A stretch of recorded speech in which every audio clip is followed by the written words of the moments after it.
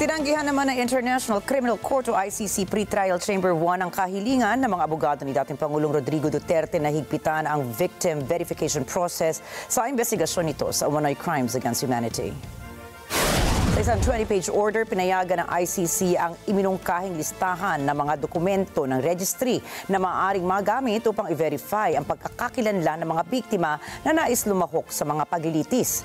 Sinabi ng ICC na sapat ang detalye ng ICC registry sa bawat dokumento, kabilang na anilang sample format bilang patunay ng pagkakakilanlan ng mga aplikanteng biktima.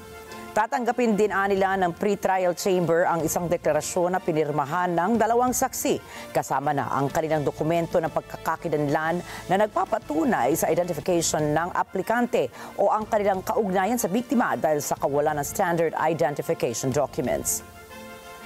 Sagot naman ni Attorney Nicholas Kaufman, lead counsel ni Duterte, hindi patas ang non-sequential list ng ID ng registry. Sa kabila nito ay binigyan ng pre-trial chamber ang prosekusyon hanggang July 1 para isumite ang lahat ng ebidensya laban sa dating Pangulo na gagamitin naman sa confirmation hearing of charges na nakatakda sa September 23.